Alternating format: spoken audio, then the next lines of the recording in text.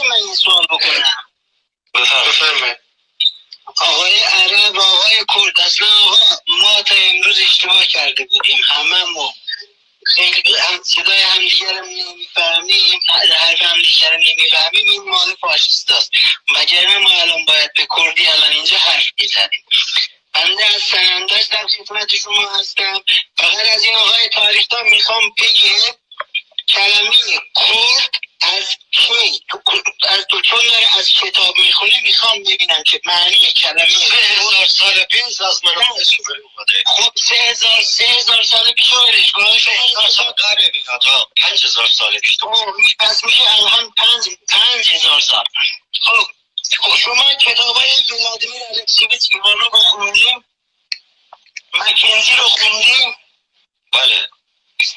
مارتین فان برایز رو خوندیم؟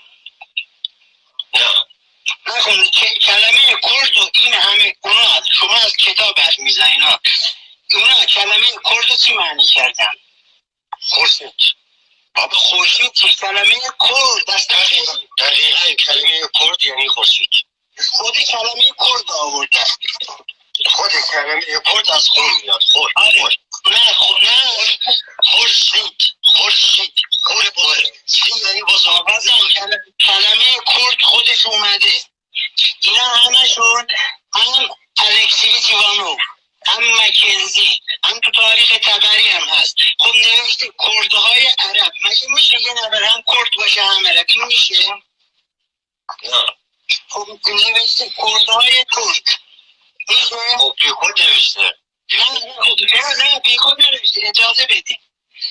هر چیزی رو نمیتونه بنویسه دیگه. وقتی که بله که چرت و پرت هم میتونم بنویسم. چه اشکالی؟ شما چرت و پرت بنویسم. اومده چرت و پرت بنویسه. اجازه بدیم. اونا کتابایی که شما میگین هم حتی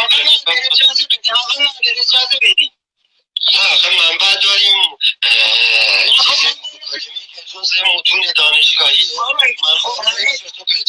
همه این کتاب هم آکادمیکی، اینا هیچ کدومشون مال خالی این کتاب هایی که تو میگی هیچ کدوم جز متون دانشگاهی نیست. مثلا نمونه اگه بخوای پیرامون کتاب تاریخ ماد مثلا بخوای جز متون دانشگاهی منبع بیاری، میتونی از منبع تاریخ ماد دیاکونوف بگی که همین الان جز متون دانشگاهی ایرانه.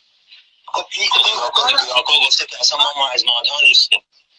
آقا من یه سوال دیگه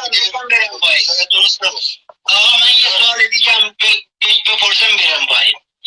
تو کتابای تاریخی، تو همین کتابا یا تو کتابای مؤخر که این اخیرا نوشته شده، مثلا 300 سال یا 400 سال پیش، یا اصلا کتابی که 100 سال پیش نوشته شده، خب مثلا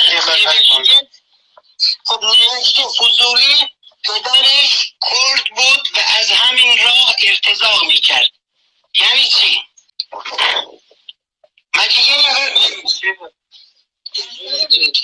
تکرار کن نمیدونم حرفت چی بود؟ فضولی از پدرش از کردهای آذربایجان بود و از همین راه ارتزاق میکرد، یعنی چی؟